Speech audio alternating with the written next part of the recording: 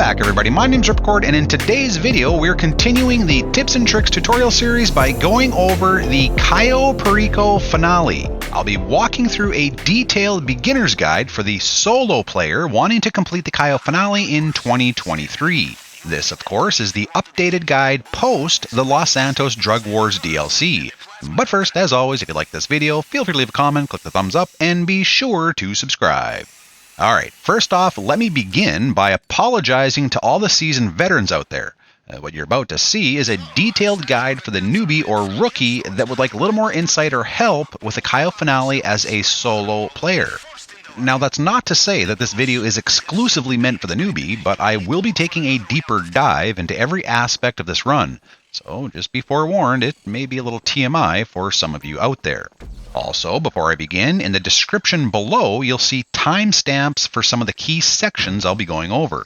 So if you want to jump ahead to a section of interest, definitely feel free to do so. Okay, the Cayo Perico finale can be tackled in many ways. What you're about to see is my personal preference, from the approach vehicle all the way to escaping the island. I believe this to be the easiest and most stress-free method that can be used by both newbies and veterans alike. And as a reminder, after the recent Drug Wars DLC drop, the Cayo finale has now been buffed. The biggest of these updates is that the alarm will be triggered if enemy NPCs spot a dead body. Because of this, a lot of people had to rethink their method and approach, including myself. So, without further ado, sit back, relax, and let's get started. Alright, Part 1, the approach vehicle. And this is probably not going to come as too much of a surprise, but I'm recommending the long fin. There's been much discussed about the long fin since the Cayo DLC drop, but what it comes down to is this: versatility and speed. What this boat allows is a freedom and stealth to collect secondary loot around the island while also being very fast. When controlling this boat, it's like any other: acceleration, stopping, turning, etc. However, there's two key controls that you want to master if you're a newbie. The first is turning. Like any other boat, you want to ensure you know how to make a very tight turning radius when raiding the island. So for me, I use a PS5 controller for both my console and PC. If you have something different, just play around with your controls to find the correct action. But as I'm showing here, I'm basically utilizing three main controls when turning. I use the left stick to steer, R2 to accelerate, and then R1 will be held down whenever I need to make a tight turn. Now this is key, as you'll save yourself a lot of time and frustration when navigating the island. Okay, the second and possibly lesser known control is when I'm traveling in a straight line in the long fin, I can pull back on the left stick to further increase the speed. When traveling long straights, you'll want to use this action in certain areas of the island to speed up your traveling time. Next up, Part 2, the secondary loot. Now remember, this guide is for a solo player only. So for me, it comes down to 4 general locations. Number 1, the airstrip hangar, both downstairs and upstairs. Number 2, the airstrip tool shed. Number 3, the tool shed at the main dock. And number 4, and finally, El Rubio's office in the compound. And yes, I know there's other areas on the island that are options for secondary loot to spawn, but for me and all the newbies out there, 99% of the time you'll find what you need here and will not need to go elsewhere. And although it's preferred to collect 2 stashes of cocaine, just remember this: if I were only to fill my bag with cash, the least profitable secondary target, my total would be approximately $335,000. Conversely, if I were to fill it with cocaine, the most lucrative of the secondary targets, my total would be roughly $445,000.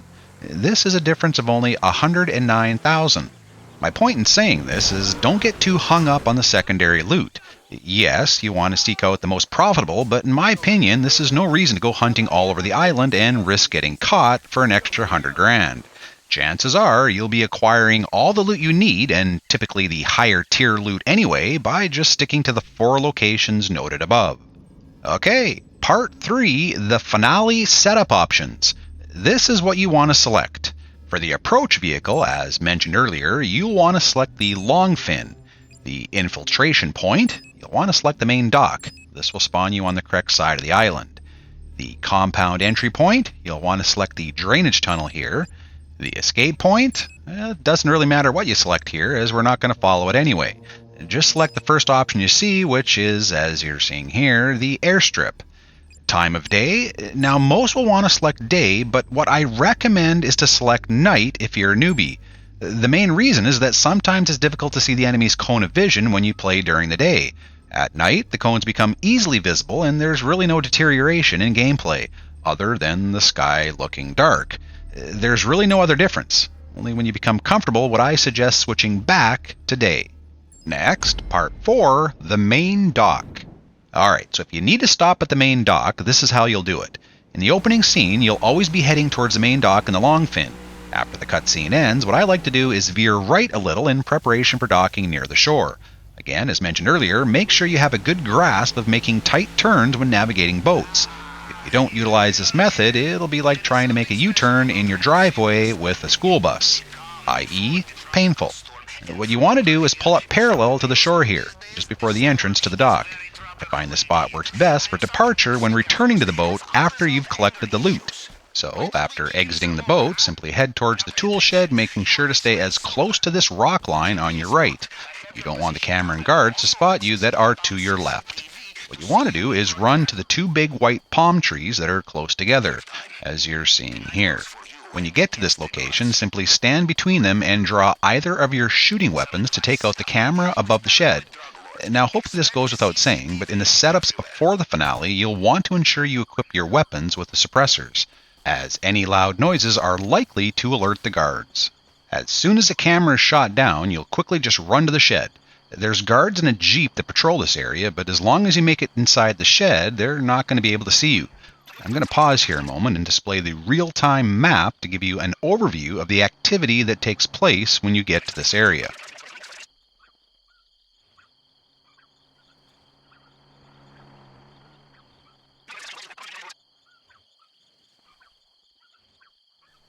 Now, although you can't be seen when you're inside the shed, you can be heard, meaning while you're inside, just be mindful of your footsteps, especially running, cutting the lock, or opening the gate.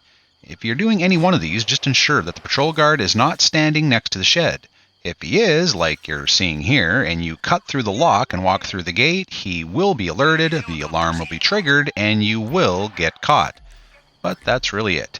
As long as you're mindful of the guard's location, you can easily get in, grab the loot, and get out without any issues. So after this, you simply need to retrace your steps and run back to the Longfin to carry on with your next destination. Okay, part 5, the airstrip. If any of the loot you need is at the airstrip, this is how you'll do it. As stated earlier, after the opening cutscene ends, simply make a sharp left turn using the method I explained earlier, and then slowly turn back right to head to the airstrip. What I like to do is park the boat parallel to the shore next to the sometimes visible rock, which will be located on your left, roughly in this area here. Again, I find the spot works best for departure when returning to the boat after you've collected the loot. Alright, this is the path you want to follow. First, make sure you run along the shore. You don't want to travel too far inland because you get noticed by both the camera and a patrol guard who will always be looking this way when you first approach the airstrip. Just follow this path here, making sure you're running around the cone of vision of both the camera and the guard. Next, your destination will be the rooftop of the larger building next to the tool shed. Simply head to the corner of the building and jump up on the fence and then to the rooftop. As soon as you get to the top, you need to take out the guard that patrols the walkway near the tool shed. Now you need to take him down with one shot, meaning you need to perform a headshot. But don't worry or panic, because although the guard walks back and forth, he does stop at each end of the walkway, giving you ample time to steady your aim and shoot. Once a guard is taken out, shift your attention to the camera located on the rooftop where you're standing. Now it's kind of hidden, so you'll have to walk slowly towards the edge of the roof until the camera becomes visible. Once it comes into view, simply take it out. You're now free to jump down and collect any loot in the tool shed. Now you'll notice that the guard that was near the Longfin when we arrived is no longer in that area. This guard will turn and begin walking down the road before turning to come back. But don't worry, he's very slow. You'll have more than enough time to take out the guard, the camera, and collect all the loot in the shed before he returns. after you've collected the loot at the tool shed and still need to fill your bag, you'll need to head across the road to the hangar. So just leave the shed and head to the corner here to hop the fence. Once over, just head towards the big hangar. Now there's only one guard that patrols this area, and you'll have two options for this encounter. The first option is to simply sneak past him. Basically just walks back and forth, so depending on where he is, just sneak in behind him and go through the big doors. The other option is to take out this guard with a headshot, and I performed a little test here to make sure that his dead and lifeless body would not be detected by any other NPC. There was a rumor that killing this guard would alert other NPCs and thus trigger the alarm, so I ran a little test.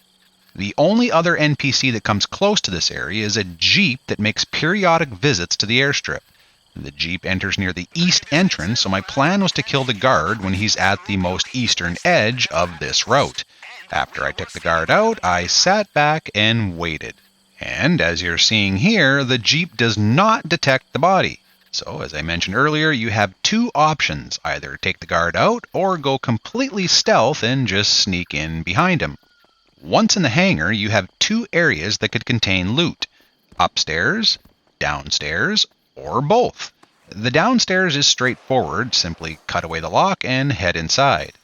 If you need to head upstairs, you'll have to use the forklift to pick up the pallet and then park it near the upper deck.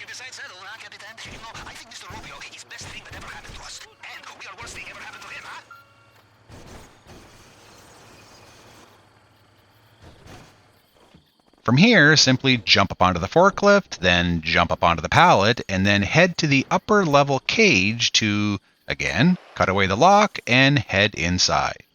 And that's it. Once you have all the loot you need at the airstrip, you just need to retrace your steps and head back to the Longfin.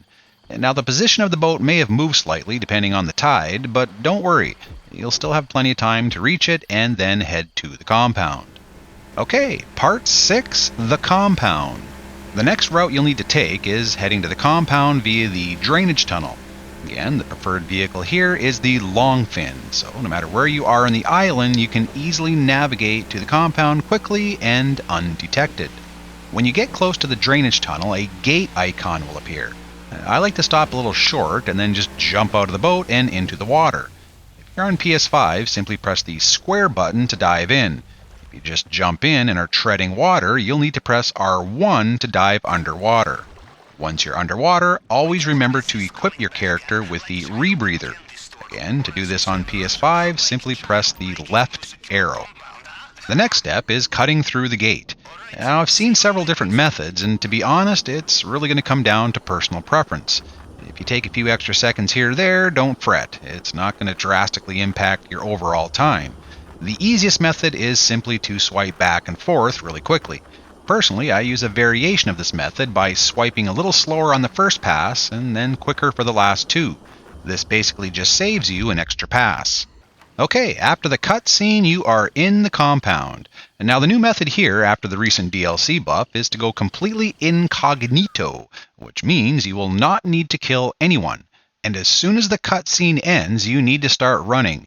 If you linger in one area too long, you very likely will get caught. So this is the path. You'll head straight up the stairs, make a left turn, and hop over the railing. I've seen players simply run along this nearest the two NPCs, but this is a little too close for me, and I like to stay as far away as possible. Once you reach the end, turn left again and run along the hedges.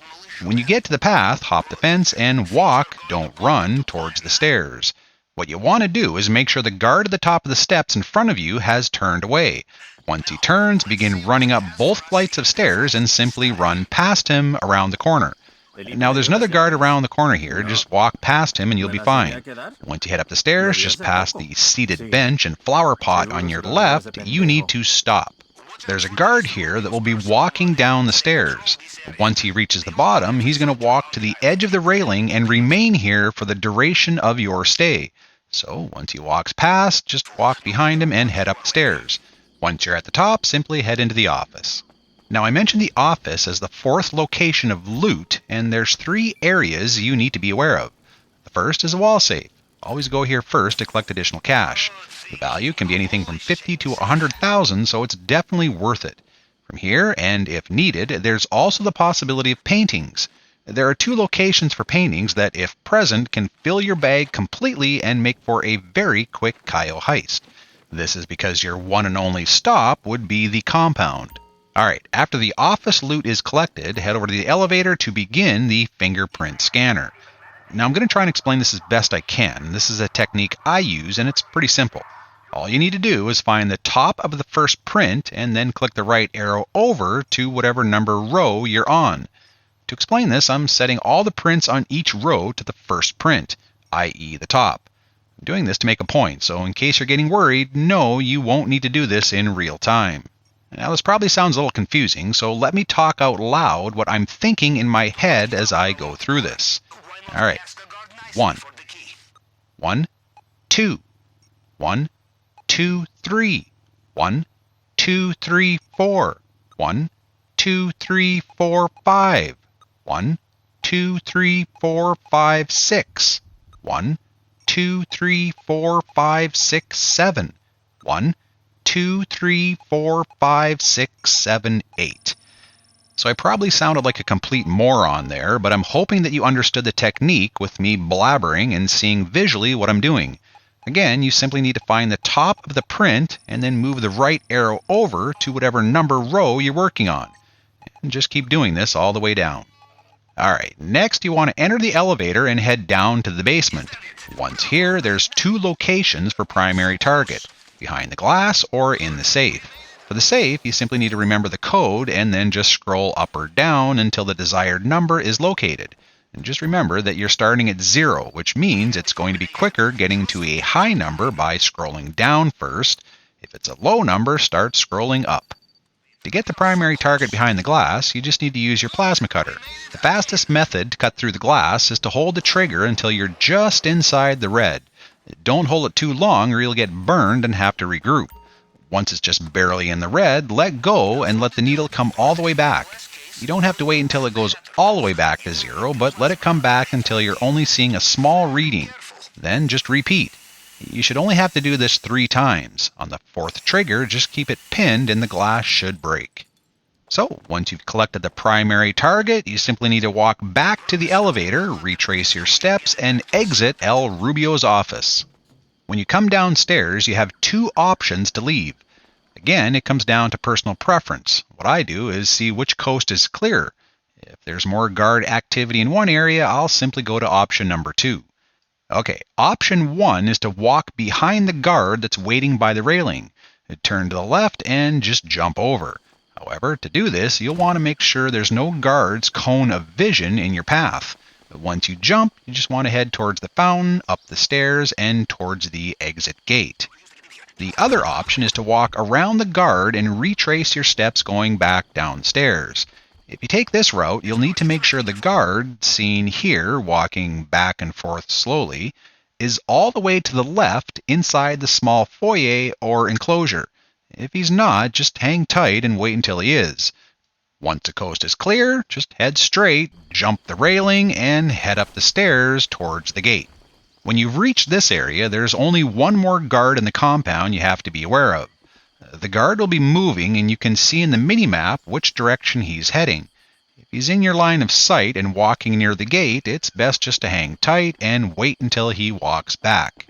Once he's past the gate, simply run or walk in behind him and exit the compound. Alright, lastly, Part 7, Exiting the Island. The final part to this heist is exiting the island, and you can breathe a big sigh of relief now because it's all downhill from here. Literally. What you want to do is begin running down this road until you come to the guard standing beside the motorcycle. Equip your character with a weapon and you can either headshot him or, what I like to do here, is simply run up behind him and perform a little "how's she going" pistol whip. And in case you're wondering, yes, the dead body will eventually get noticed by an NPC. But don't worry, you'll be back home counting your money long before any alarm is triggered. Once the guard is down, get on the bike, turn 180 degrees, and begin traveling the path you're about to see. Now I'm going to slow this down a little, but your main objective here is to not run into any trees. Once you perform this heist multiple times, the path will get more familiar and easier to navigate. And try to keep the throttle pinned, as you'll want as much air as possible once you ride off the cliff. The exit point is key. And try to aim for either side of this lone palm tree you see here.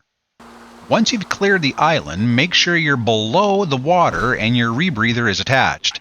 You'll want to begin swimming and head towards the 3 triangular placed mines that are west, slightly northwest of where you landed. You can usually make out a small dark object that lies just to the right of these mines. This is a whale carcass. What you want to do is aim for the section of ocean floor that is white and has no vegetation on it. Keep swimming towards this area. You want to aim for the edge of the white ocean floor just before the vegetation starts again, as you're seeing here. Once you touch this section of the ocean floor, your character will slow down and you have officially completed the Cayo Perico heist. Congratulations! Now the time to beat to ensure you get the added bonus is 15 minutes, and if you followed my guide here, you should have no trouble completing in less time. There's been many times where I've had to grab loot from all 3 of these locations before heading to the compound, and have done it in well under 15 minutes. You should be averaging roughly 10, sometimes a little bit less, sometimes a little bit more. So again, just follow my guide and take your time. So that's it, my friends. Thank you for watching. If you found better ways to complete this heist, by all means, drop a comment below and let everyone know. Until next time, be happy, be well, be safe, be mighty, be the one. Oh, Maestro.